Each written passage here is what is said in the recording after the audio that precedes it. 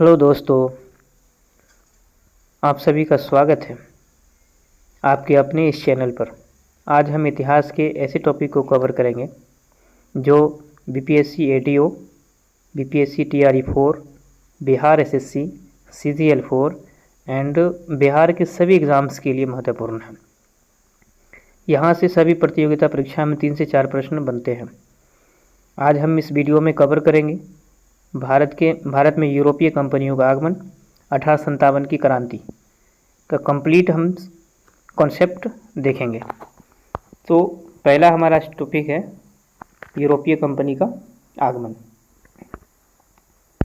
यहाँ इस चार्ट में देख रहे होंगे कि पुर्तगाल आया था 1498 में, डच आया था 1595 में, अंग्रेज आया था 1600 ईस्वी में, फ्रेंच आया था 1664 में। इसको आप इस तरह से याद रख सकते हैं, पी पुर्तगाल, डी डच, उसके बाद ब्रिटिश, बी उसके बाद एफ, पी डी एफ, बीच में बी लगा दीजिएगा तो याद हो जाएगा, पी डी बी और एफ। सबसे पहले पुर्तगाल आया था, फिर डच आया था, फिर ब्रिटिश आया था, फिर फ्रेंच आया था। इस तरह से 1698, 1595, 1600, 1498, 1595, 1600 और 1664 में। तो यहाँ से डायरेक्ट क्वेश्चन रहता है। अब देखेंगे पुर्तगाली प्रिंस हेनरी ने द नेविगेटर का आविष्कार किया था। 1487 में बार्थोलोमेओ डियाज ने उत्माशा तूफानी अंतरिप की खोज की थी। 10 दिन की समुद्री यात्रा के बाद वास्को डी गामा अब्दुल मजीद गुजरात पथ प्रदर्शन की सहायता से 20 मई 1498 को भारत पहुंचा था। 10 दिन की यात्रा के बाद वास्को डी गामा अब्दुल मजीद, नाम क्या था इसका, अब्दुल मजीद, गुजरात पथ प्रदर्शन की सहायता से 20 मई 1498 को भारत पहुंचा था। कालीकट केरल के शासक जमोरिन ने वास्को डी गामा का स्वागत किया था। यहाँ से इस बात को याद रखना, किसने स्वागत किया था, जमोरिन ने। कहाँ पहुंचा था वो, कालीकट के केरल में। कितने दिन का सफ़र था, 10 दिन का सफ़र था। अगला है पेड्रो अल्वरेज कैवर्स 1500 ईसा पूर्व में पहुंचने वाला दूसरा पुर्तगाली था। पहला वास्को डी गामा आया, दूसरा पुर्तगाली कौन था, पेड्रो अल्वरेज। उसके बाद काली मिर्च के व्यापार से वास्को डी गामा को 60 गुना अधिक मुनाफा होता था। यहाँ से काली मिर्च को, मसाला को ले जाते थे और अपनी कंट्री में जाकर के बेचते थे, तो 60 गुना, अगर 1 रुपया में खरीदा तो वहाँ 59 रुपया ज़्यादा उसको मिलता था, 60 गुना ज़्यादा मुनाफा कमाते थे, इसलिए आए थे। पुर्तगाली के 2 उद्देश्य थे। पहला उद्देश्य इनका था, पुर्तगाली के पहला उद्देश्य अरब और वेनिस इटली व्यापारियों को भारत से प्रवास समाप्त करना, ये पहला उद्देश्य था। दूसरा, 1503 कोचीन में पहली फैक्ट्री स्थापित की, ये इंपॉर्टेंट है सबसे ज़्यादा। 1503 कोचीन में पहली फैक्ट्री स्थापित किया गया था। 1502 में दूसरी बार, 1524 में तीसरी बार वास्को डी गामा भारत आया। पहले आया था 1498 में, फिर 1502 में, फिर 1524 में तीसरी बार आया, और 1543 में कोचीन में इसकी मृत्यु हो गई। ये था वास्को डी गामा का इतिहास। अब है फ्रांसिस्को अल्मीडा, इससे भी क्वेश्चन बनता है। फ्रांसिस्को डी अल्मीडा भारत का पुर्तगाली गवर्नर था। शांत जल की नीति या ब्लू वाटर पॉलिसी अपनाई गई थी। शांत जल की नीति, कई एग्जाम में पूछा हुआ क्वेश्चन है, ब्लू वाटर पॉलिसी। कौन था, फ्रांसिस्को डी अल्मीडा, 1505 से 1509। उसके बाद कह रहे हैं दूसरी फैक्ट्री 1505 में कुन्नूर स्थापित हुई। उसके बाद आता है अल्फांसो डी अल्बुकर्क, 1509 से 1515 में। पुर्तगाली शक्ति का वास्तविक संस्थापक इसको माना जाता है। 1510 में बीजापुर के शासक आदिल शाह से गोवा जीता गया। भारतीय महिलाओं के साथ विवाह करने के लिए प्रोत्साहित किया गया। सती प्रथा पर रोक लगा दिया गया, और 1511 में व्यापारिक मंडी मलक्का मलेशिया और हरमुज ईरान पर अधिकार किया गया। भारतीय सेना को भर्ती किया गया। उसके बाद नीनो डी कुन्हा, ये आते हैं एक इतिहासकार, नीनो डी कुन्हा, 1529 से 1538 ईस्वी की इसका शासनकाल रहा। 1530 में कोचीन की जगह गोवा को राजधानी बनाया। 1560 में ईसाई धर्म न्यायालय की स्थापना किए थे। नोट, प्रिंटिंग प्रेस और तंबाकू की खेती पुर्तगाली पुर्तगाली ने लाया था। प्रिंटिंग प्रेस और तंबाकू की खेती पुर्तगाली भारत में लाए थे। उसके बाद है डच। ये तो हो गया आपका पुर्तगाली का। उसके बाद डच देखेंगे। नीदरलैंड हॉलैंड के निवासी थे। 1595 से 1596 में कॉर्नवालियस हाउटमैन के नेतृत्व में डच भारत आए। 1605 में मछलीपट्टनम में प्रथम डच फैक्ट्री स्थापित किया गया था। ये भी इम्पोर्टेंट है कि प्रथम डच फैक्ट्री कहाँ स्थापित हुआ? मछलीपट्टनम या मछलीपट्टनम। 1610 में चंद्रगिरी के राजा से समझौता कर पुलिकट तमिलनाडु में स्वर्ण सिक्के ढालने लगा। बंगाल में प्रथम डच फैक्ट्री पिपली में 1627 में स्थापित की गई। डच को भारत से अधिक रुचि इंडोनेशिया के मसाला व्यापार में थी। डच भारत से नील, सूती और शोरा का निर्यात करते थे। डच ने मसाले के स्थान पर कपड़ों के निर्यात पर अधिक महत्व दिया। ये भी इम्पोर्टेंट है। डच ने मसाला, वास्को डी गामा मसाला पे जोड़ दिया, लेकिन डच जो आए तो वो मसाला पर ज़्यादा जोड़ देकर नहीं, कपड़े के निर्यात पर ज़्यादा जोड़ दिया। भारत में कपड़ों का निर्यात का श्रेय डचों को जाता है।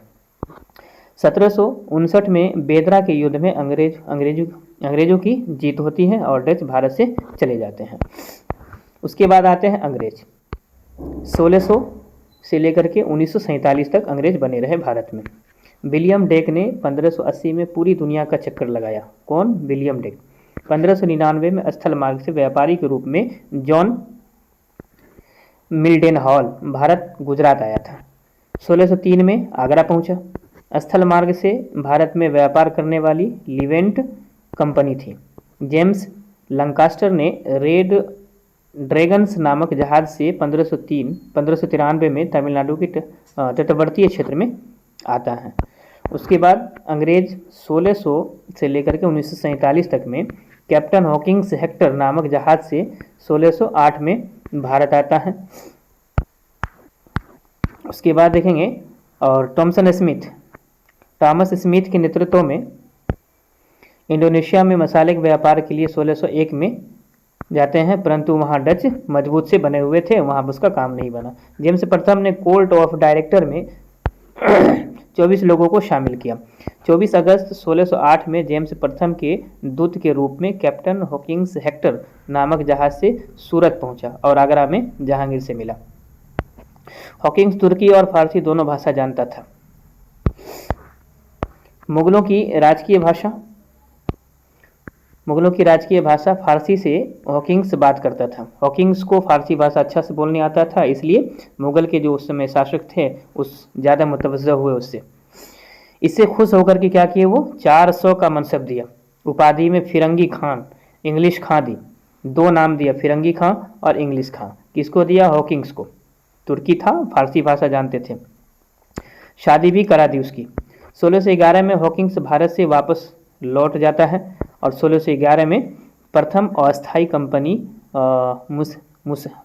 मसूलीपट्टनम में स्थापना की जाती है। 1611 में कमांडर मिडल्टन और सेनापति थॉमस टेस्ट द्वारा स्वालिट सुल्ती के युद्ध में पुर्तगालियों को पराजित किया जाता है।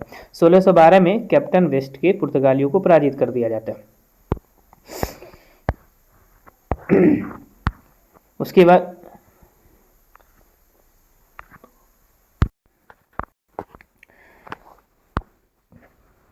लंदन में ट्रेडिंग इनपुट दी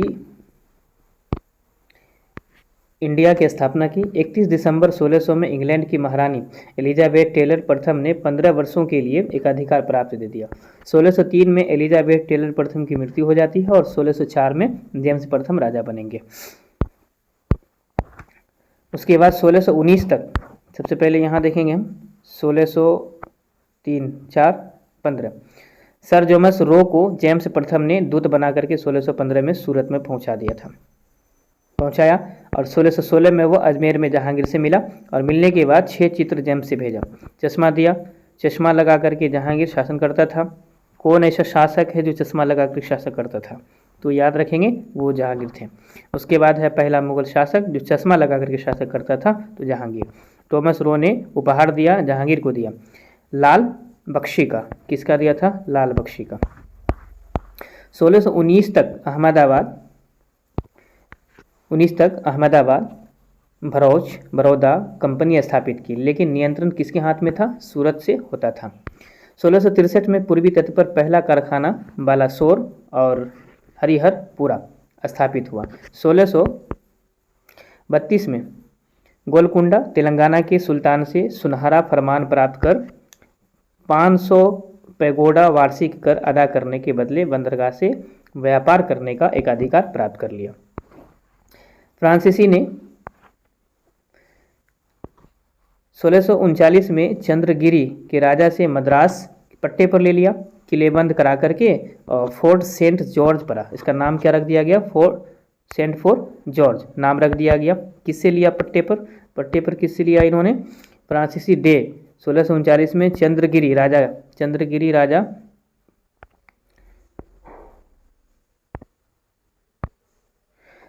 राजा से मद्रास को पट्टे पर लिया, और लेने के बाद उसका नाम जो से रख दिया गया फोर्ट सेंट जॉर्ज, इसलिए इसका नाम फोर्ट सेंट जॉर्ज पड़ा। यहाँ से भी क्वेश्चन बनता है। उसके बाद 1661 में चार्ल्स द्वितीय को 1,70,000 पाउंड उधार दिया, बदले में अनुमति ली। क्या क्या? सेना रखने की अनुमति मांगा, सिक्का ढालने की अनुमति ली, न्याय करने की अनुमति ली, गैर ईसाई राज्य से संधि की अनुमति ली, और सेना रखने की अनुमति ली। इतना ज़्यादा क्या? 1,70,000 पाउंड देने के बाद इन्होंने इतना ज़्यादा इसे अनुमति ली। 1661 में जॉर्ज द्वितीय का विवाह पुर्तगाली राजकुमारी कैथलिक ऑफ बिग्रेजा से किया गया, और बदले में मुंबई 7 द्वीपों का शहर जिसे कहा जाता है दहेज में मिला।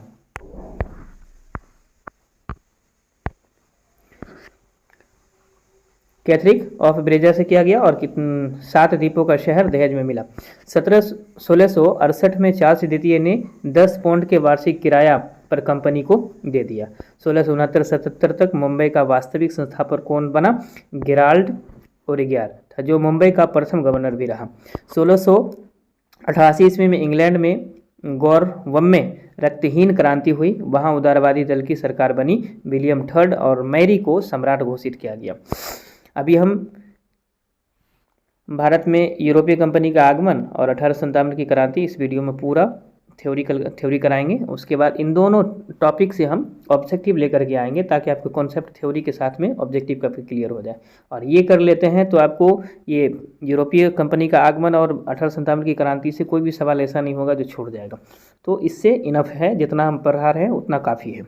आप अगर कंटिन्यू इस सेशन को रखते हैं तो बहुत फ़ायदा होगा आगे। बीपीएससी आप ये AUDO दे रहे हैं, या फिर बीपीएससी TRO 4 दे रहे हैं, या बिहार SSC दे रहे हैं, या CGL 4 दे रहे हैं, सब में GS पेपर में भी, और जिसका मेन सब्जेक्ट होगा उसमें भी काम आएगा। अब बिहार का अदर कोई भी एग्ज़ाम दे रहे हैं उसमें भी काम आएगा। तो हम थे यहाँ, गेराल्ड ओरिग्यार था। 1688 में इंग्लैंड में गौरव में रक्तहीन क्रांति हुई, वहाँ उदारवादी दल की सरकार बनी और मैरी को सम्राट घोषित किया गया। एक नई कंपनी का स्थापना हुई। 1694 इंग्लैंड के संसद हाउस ऑफ कॉमन में एक अधिनियम पारित किया गया, कोई भी ब्रिटिश पूर्वी देशों के साथ व्यापार कर सकता है, ऐसा अधिनियम पारित हुआ था। उसके बाद 1698 में 2 कंपनियां बनी। 2 कंपनियों को अच्छी तरीके से याद रखेंगे, एक जनरल इंग्लिश कंपनी बने, एक दूसरा society trading the east. General English company, society trading to the east, ये 2 कंपनियां 1698 में बनी। कंपनी विशेषाधिकार प्राप्त करने के लिए विलियम नॉरिस को औरंगजेब 1658 से लेकर के 1707 के दरबार में भेजा गया, यानी कि औरंगजेब का जो शासनकाल था 1658 से लेकर के 1707 तक था, उसके दरबार में भेजा गया था। किसको? नॉरिस को, विलियम नॉरिस को भेजा था। हैमिल्टन ने फारुखसियार को भयानक बीमारी से मुक्ति दिलाई। फारुखसियार बहुत ज़्यादा बीमार थे, तो ये जब आए इनसे मिलने के लिए तो देखे बीमार है, तो उसका इलाज किए। इलाज करने के बाद वो ठीक हो गए। ठीक करने के बाद बहुत खुश हुए। खुश होने के बाद जैसे उसके साथ में संधि किए। संधि क्या किए? 30,000 वार्षिक कर में बंगाल की दीवानी दे दी गई। अब कंपनी 38 गांव खरीदने का अधिकार मिल गया। मुंबई में सिक्के ढालने की छूट मिल गई। सूरत को 10,000 वार्षिक कर देने लगे। उसके बाद आइए फ्रांसीसी का जो शासनकाल था 1664 से लेकर के 1761 तक रहे।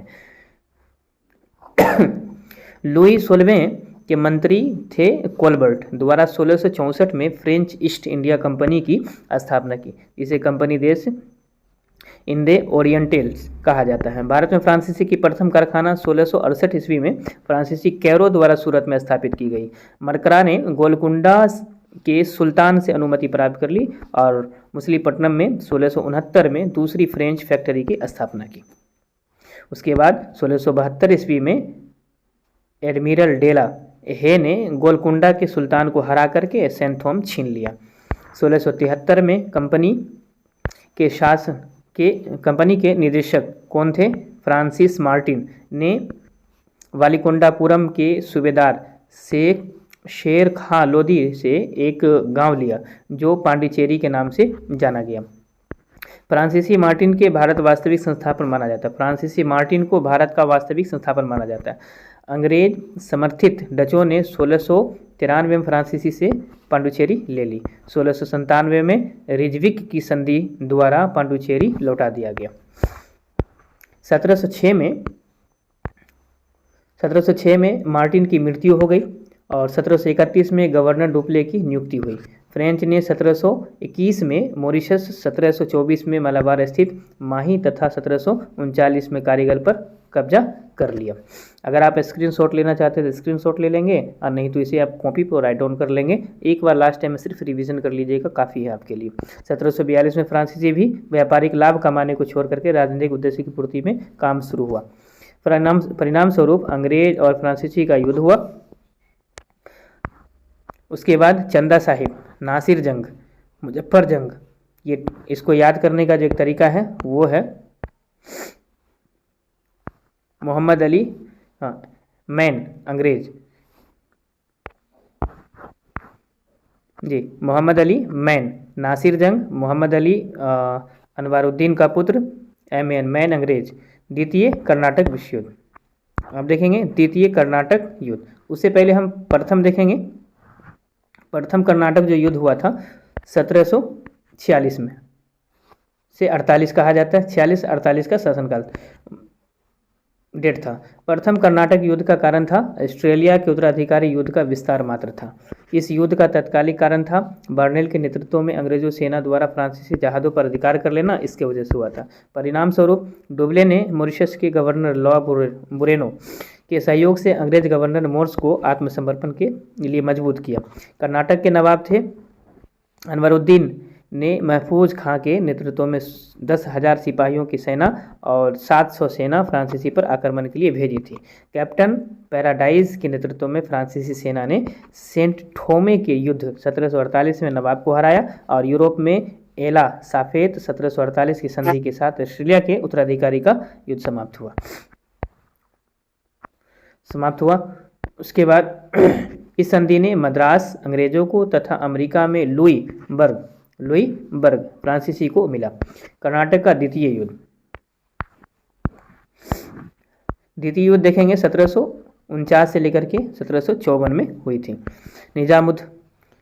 निजामुल्क आसफ जाह की मृत्यु में 1748 में हुई। उत्तराधिकारी के लिए संघर्ष हुआ। इसी समय चंदा साहिब को मराठों द्वारा रिहा किया गया। आसफ जाहों का पुत्र नासिर जंग उत्तराधिकारी बना, परंतु भतीजे मुजफ्फरपुर जंग ने विद्रोह कर दिया। कर्नाटक के नवाब अनवारुद्दीन और उसका बहनोई चंदा साहिब के बीच विद्रोह शुरू हुआ। उसके बाद डुप्ले ने परिस्थिति देख करके मुजफ्फर जंग को हैदराबाद तथा चंदा साहिब को कर्नाटक का शाह बनने का वचन दे दिया। अक्टूबर का युद्ध हुआ था, अंबूर का युद्ध हुआ था 1749 में। मुजफ्फर जंग, चंदा साहिब तथा डुप्ले ने अंबूर की लड़ाई तमिलनाडु वेल्लोर में अनवरुद्दीन को हरा के मार डाला। अनवरुद्दीन का पुत्र था मोहम्मद अली जो त्रिचन्नापल्ली दुर्ग में शरण ली। चंदा साहिब आरकाट को अपनी राजधानी बना करके शासन करना शुरू किया। फ्रांसीसी को पांडुचेरी के निकट 80 गांव दान दे दिया गया। अंग्रेज के निजाम पद के लिए नासिर जंग यानी आसफ जाह के पुत्र का साथ दिया। 1750 में अंग्रेजों की सहायता से जिंदगी नदी के तट पर चंदा साहिब, मुजफ्फर जंग और फ्रांसीसी सेना को हरा दिया गया। नासिर जंग की सेना विद्रोह कर दिया जिसमें नासिर जंग मारा गया। डुबलेव ने तुरंत मुजफ्फरजंग को नवाब बना दिया। बदले में कंपनी को 50 लाख तथा 5 लाख दिया, 50 लाख सेना दिया और 5 लाख रुपया दिया। फ्रांसीसी अधिकारी बुस्सी अपनी संरक्षण मुजफ्फरजंग को पांडुचेरी से ले लिया। रास्ते में कुछ पठानों ने हत्या कर दी। उसके बाद बुस्सी ने निजाम के दूसरे बेटे, नाम क्या था उसका, सलावत जंग, को निजाम बनाया। क्लाइव एक कलर के रूप में मद्रास आया। क्लाइव के सुझाव से 1752 में मराठा सरदार सुरारी राव अरकट पर हमला कर चंदा साहिब के पुत्र राजा साहेब की सेना को हरा दिया। चंदा साहिब को तंजौर से राजा मार दिया गया और मोहम्मद अली कर्नाटक का नवाब बना। डुबले को 1754 में फ्रांसीसी सरकार वापस बुला लिया और गुडेहू पांडुचेरी का गवर्नर बनाया गया। गुडेहू ने अंग्रेजों को पांडुचेरी की संधि की।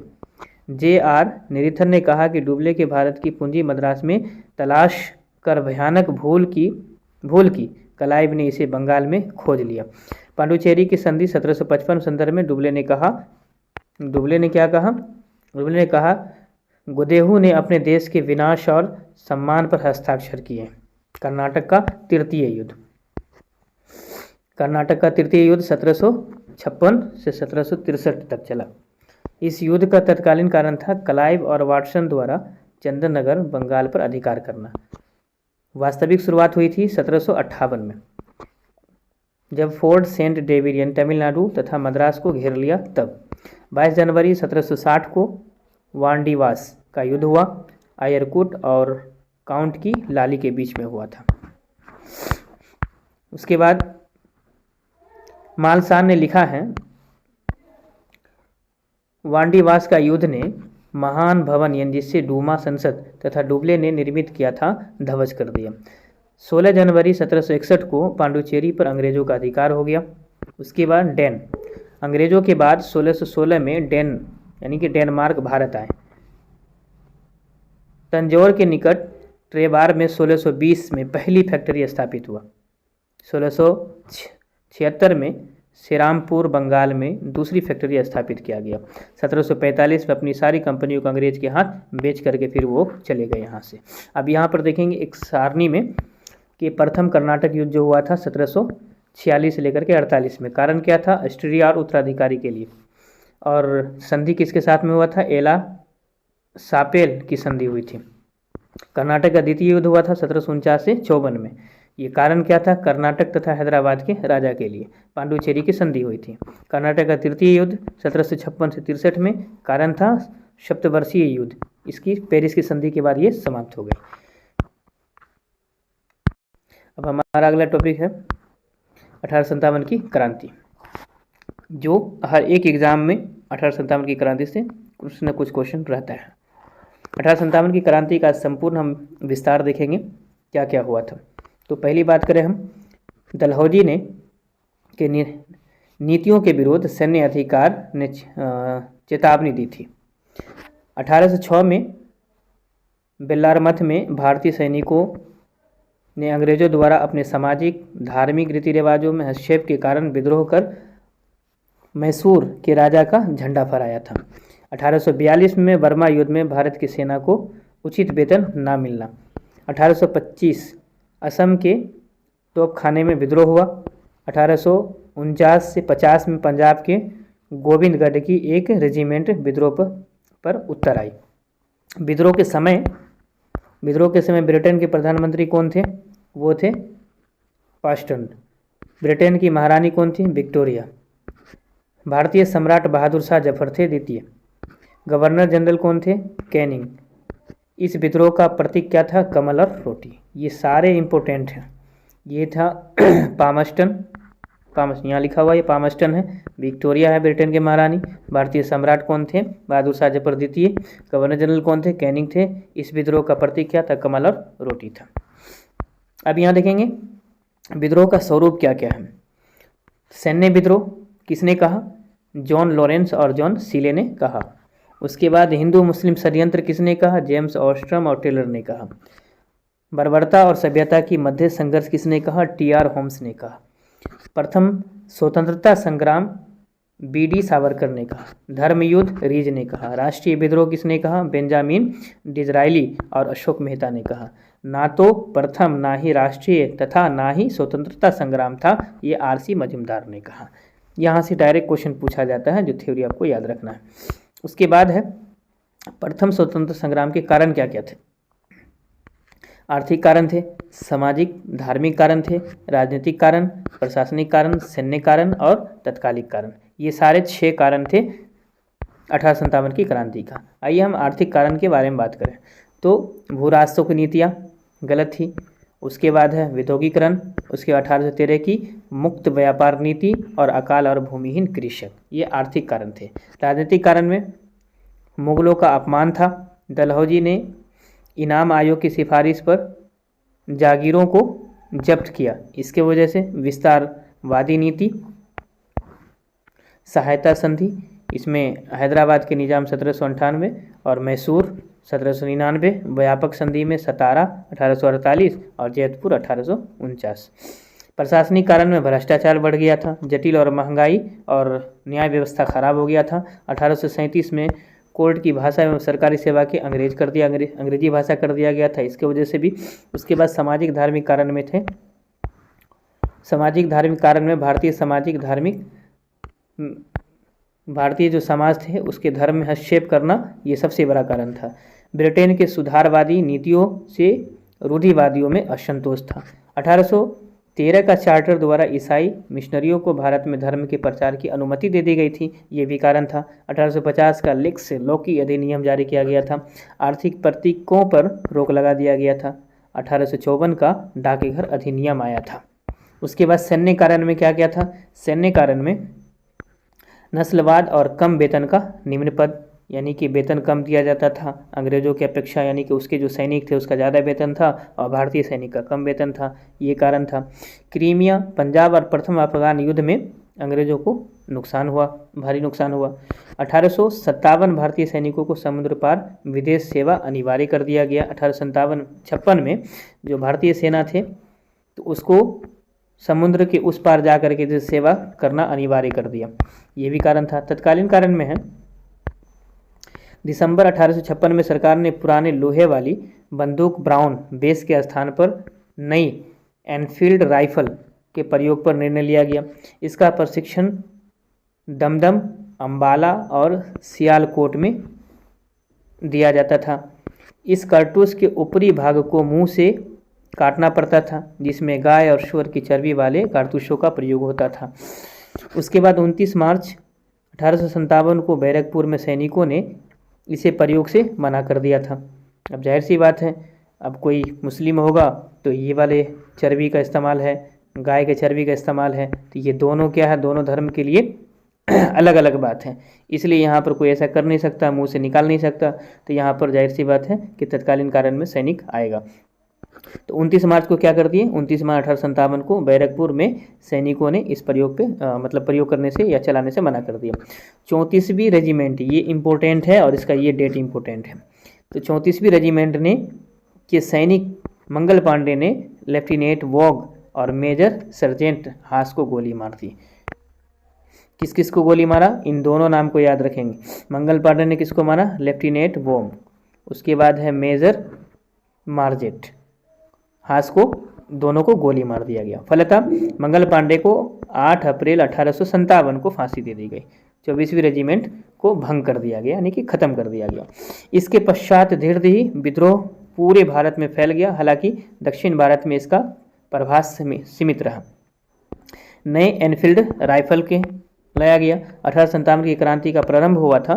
क्रांति शुरुआत हुई थी 10 मई 1857 को, मेरठ से हुआ था। तीसरी कैवेलरी रेजिमेंट के सैनिकों ने कारतूस इस्तेमाल करने से मना कर दिया। तो स्टार्ट कब हुआ था? 10 मई 1857 को मेरठ से। क्रांति का आरंभ, नए एनफील्ड राइफल। मंगल पांडे द्वारा वॉग और मेजर सर्जेंट हास की हत्या करी कब? 29 मई 1857 को। मेरठ सैनिक इनकार कर दिया। 10 मई 1857 को मेरठ से प्रारंभ कर दिया। दिल्ली पर कब्जा कब किए? 12 मई को। दिल्ली में लड़ाई 14 सितंबर 1857 से युद्ध प्रारंभ। बनार्ड और विल्सन की संयुक्त सेना। 20 सितंबर 1857 को दिल्ली पर अंग्रेज का पुनः अधिकार हो गया। मुगल बादशाह जीनत महल के साथ रंगून भेज दिया गया, उसके पुत्र व पोते को मार दिया गया। मुगल बादशाह जो थे दिल्ली में कब्जा किए हुए, उसको रंगून यानी कि वर्मा भेज दिया गया और उसके जो भी पुत्र थे, पोते थे, उसे मार दिया गया। बादशाह के पुत्र मिर्जा, मुगल मिर्जा ख्वाजा सुल्तान की पोता मिर्जा आबू, ये सारे थे। ब्रिटिश सेना ने जो संहार दिल्ली में किया था वह नादिर शाह के आक्रमण से भी भयानक था। गालिब उस समय दिल्ली में थे, गालिब जिंदे थे और उस समय दिल्ली में थे। अब यहाँ देखेंगे विद्रोह का स्वरूप। केंद्र था लखनऊ। 4 जून 1857 में लखनऊ से शुरू हुआ था। लखनऊ से नेतृत्व कौन कर रहे थे? बेगम हजरत महल। दमनकर्ता कौन थे? कैपबेल। अन्य तथ्य अगर कहें यहाँ पर तो अल्प पुत्र बिरनीस कादर। उसके बाद कानपुर से कौन थे 1857 की क्रांति के लिए? 5 जून 1857 कानपुर से पेशवा बाजीराव द्वितीय के दत्त पुत्र का नाम था धोबूपंत या नाना साहब, और इसके दमनकर्ता थे हैवलॉक, नील और कॉपलिन। कैपलन और व्हीलर संयुक्त रूप से ये थे दमनकर्ता, यानी कि उसको दबाने वाले, आंदोलन को दबाने वाले और आंदोलन को करने वाले ये थे। और उसके बाद कब हुआ था? ये थे। उसके बाद यहाँ देखेंगे सेनापति तात्या टोपे थे इसके, नाना साहब के तात्या टोपे। अन्य नाम था रामचंद्र पांडुर। मानसिंह धोखा दिया, मान सिंह ने धोखा दिया। 18 अप्रैल 1859 को फांसी दे दी गई शिवपुरी में। उसके बाद तीसरा, झांसी से नेतृत्व कौन कर रहे थे? रानी लक्ष्मीबाई। जून 1857। उसको दबाने वाले कौन थे? हुरोज। उसके बाद स्मिथ, हुरोज और स्मिथ। दबाने वाले कौन थे? हुरोज और स्मिथ थे दबाने वाले उसको। आप देखेंगे मूल नाम था इसका मणिकर्णिका, पति का नाम गंगाराव। डलहौजी द्वारा हड़प नीति 1853 में आया था। समाधि ग्वालियर में हुआ था 17 जून 1858 में। हुरोज भारतीय विद्रोहियों में यहाँ सोई हुई औरत अकेली मर्द थी। हुरोज ने एक कथन दिया था, किसके बारे में? रानी लक्ष्मीबाई के बारे में।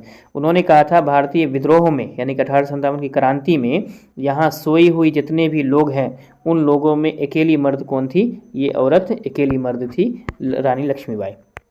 इस कथन को भी आपको याद रखना है। उसके बाद असम से कौन कर रहे थे? असम से थे कंडपकेश्वर सिंह और मनीराम। दमनकर्ता यहाँ पर नहीं है।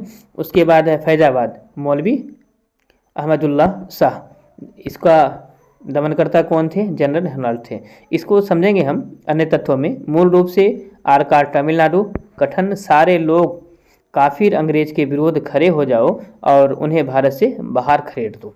ये कौन कहे थे? मौलवी अहमदुल्ला साहब ने कहे थे। अंग्रेजों ने 50,000 का इनाम रखा है, किस पर? इन पर। उसके बाद अंग्रेज साहब और दृढ़ संकल्प वाले व्यक्ति और सर्वोत्तम सैनिक हैं, इन्होंने ये कथन दिया था। बिहार से कौन कर रहे थे? कुंवर सिंह। बिहार से कुंवर सिंह कर रहे थे। इसका जो दमनकर्ता थे वो कौन थे? विलियम टेलर और विसेंट आयर थे। इलाहाबाद से मौलवी लियाकत अली थे, जनरल लॉर्ड। उसके बाद है गोरखपुर से कर रहे थे गजाधर सिंह। ये मिर्जा गालिब 1796। आगरा से 1869 में आगोखे देवी, यहाँ देवी सिंह। उसके मथुरा से देवी सिंह। उसके बाद बरेली से खान बहादुर खां। ये कम से कम याद रखना है कि कहाँ से कौन नेतृत्व कर रहे थे और कौन दमनकर्ता कौन थे। विसेंट आयर। उसके बाद देखेंगे हम स्वतंत्रता संग्राम का प्रभाव क्या क्या पड़ा। कंपनियों के शासन का अंत हो गया। भारत का अधिनियम 1858 आया। जनरल गवर्नर को वायसराय कहा गया, यानी कि उससे पहले जो पद था वो समाप्त करके उसके जगह पर जनरल गवर्नर वायसराय का, जनरल गवर्नर को समाप्त करके वायसराय का पद आया। सामाजिक हस्तक्षेप की नीति। उसके बाद साम्राज्यवादी नीति की हत्या हो गई। उसके बाद है रियासतों को स्वायत्तता मिल गई। महारानी विक्टोरिया केसर हिंद की उपाधि प्राप्त की। इसको केसर हिंद की उपाधि प्राप्त थी। 1876 में घोषणा। 1 नवंबर में 1800 में लॉर्ड कैनिंग इलाहाबाद के वायसराय बने। उसके बाद अन्य सरकारी नौकरियों में प्रतियोगिता परीक्षा लागू कर दिया गया। सैन्य संस्था का पुनर्पीली कमीशन लाया गया। उसके सांप्रदायिकता और अस्मिता को बढ़ावा मिला। रेल संचार आदि का विस्तार हुआ। ये सारे आंदोलन के फायदे हुए। मुख्य नेताओं का क्या हुआ? बहादुर शाह जफर द्वितीय को रंगून भेज दिया गया। बेगम हजरत महल नेपाल भाग गई।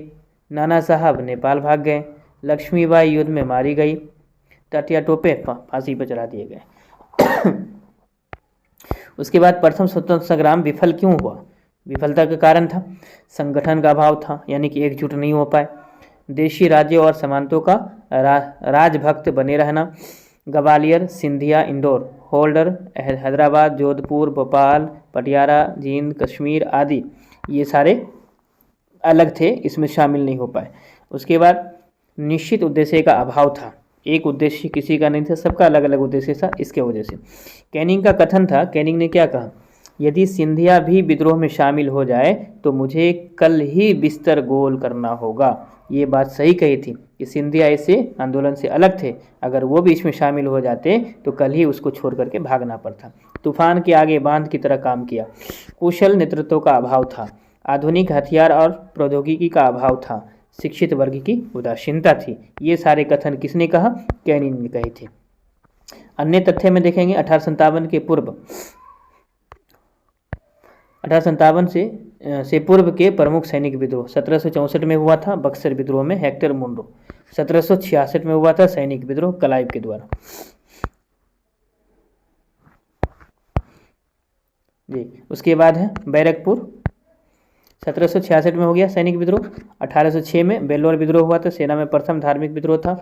और 1824 में बैरकपुर में 47वीं रेजिमेंट में 1825 में असफ तोपखाने का विद्रोह हुआ था। आज के लिए बस इतना ही। मिलते हैं इन दोनों टॉपिक के ऑब्जेक्टिव के साथ नेक्स्ट वीडियो।